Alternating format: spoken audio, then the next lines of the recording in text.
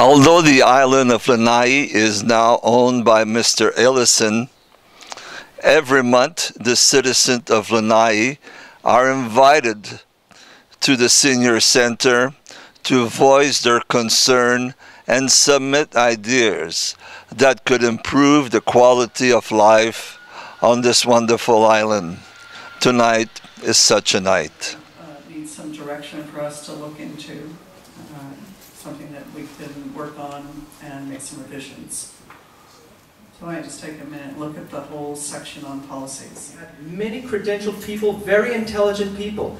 Gibson, Hazleton, Monroe, the list goes on. These people brought plants here to solve problems, but they brought New Zealand plants, Australian plants, Peruvian plants, Brazilian plants, South American plants. So now we have this great opportunity to look back with all of our enlightenment and say, hey, what works? And what works is the stuff that was here.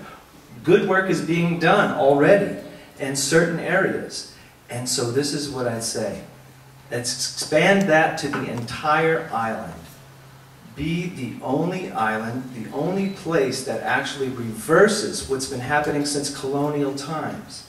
French, Spanish, British, Portuguese, they spread all of these plants that they want. This kiawe is a Peruvian plant. It's comes from a tiny area, and it's now all over the world. They're trying to get rid of kiawe in India, in Africa, in Australia, and Texas. No one has successfully fully eliminated kiawe, but I know we can do it.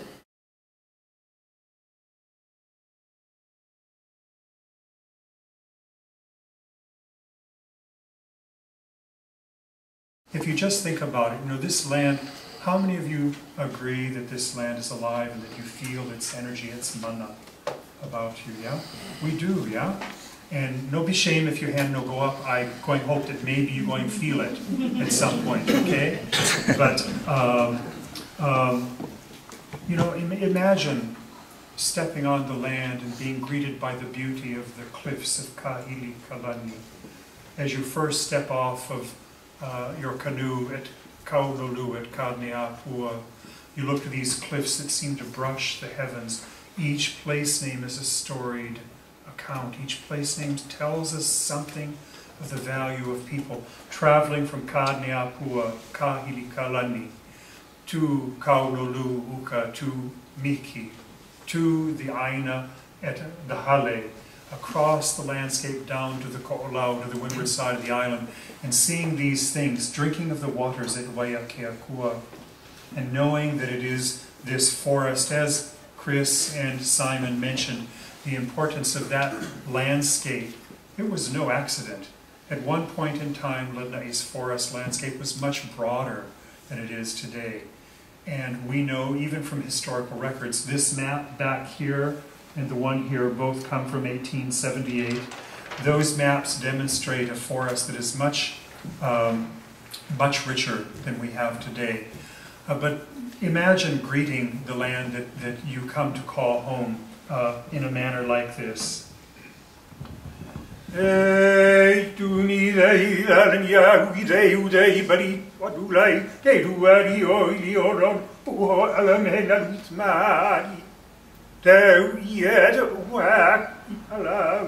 O pagli matani alere pasai de tu ero de na igulo na pihale me hada ula au isali he umi o ya e arano gau wa ite amaulo.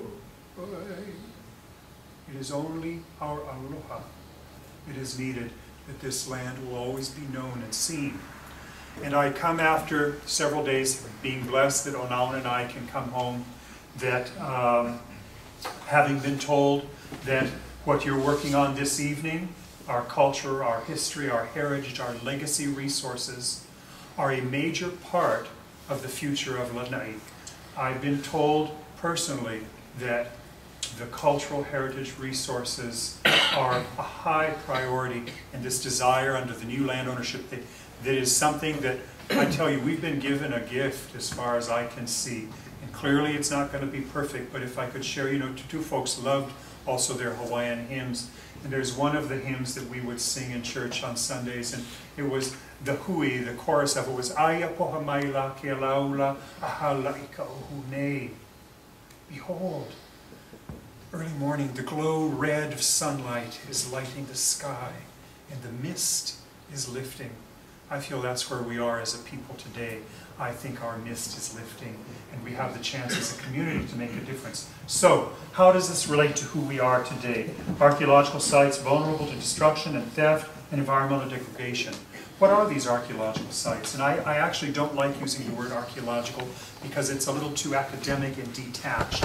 These are cultural resources. It's not just the biggest piles of stones and bones. These are the ways that kupuna of old lived on the land. And what's so interesting is Tutu Papa, Daniel Kolfuiki, who was born, his kupuna, right there, that gentleman there, his Tutu, who was born here on Lanai in 1890, they taught us things like, Maika ika hanakalima, ono no kaya kawaha. When our hands do good work, the mouth eats good food. These are living cultural legacies, values that they handed down. And so these cultural resources are reflective of some 800 years of residency on Lanai by Hawaiians first.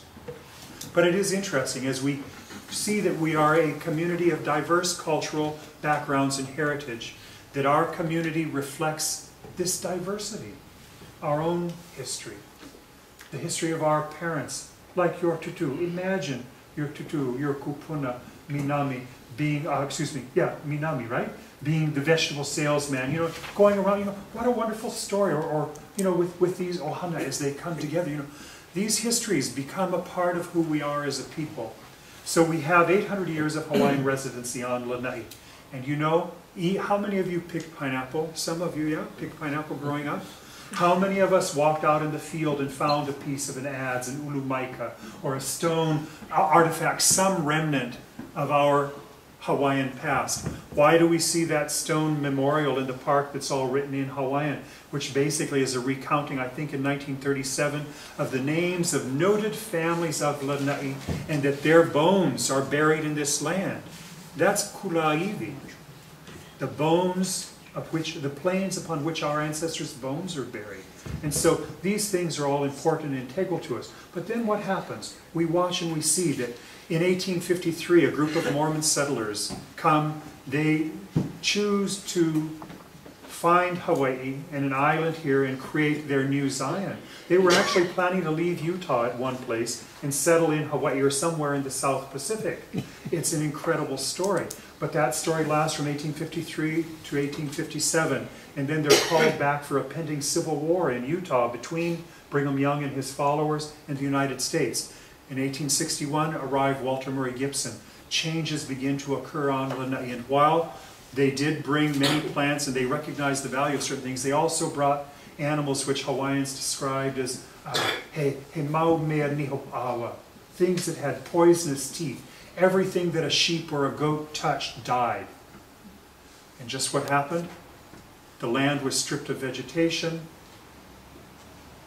It heated up, and all those cloud cover just evaporated, went back up into the sky rather than moistening us here.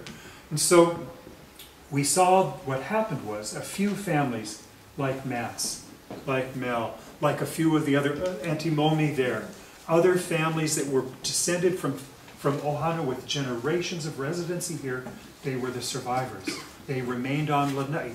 Everyone else died or disappeared. Sister back there with Kupa'a, These Ohana are the blood and life of Lanai in its earlier times.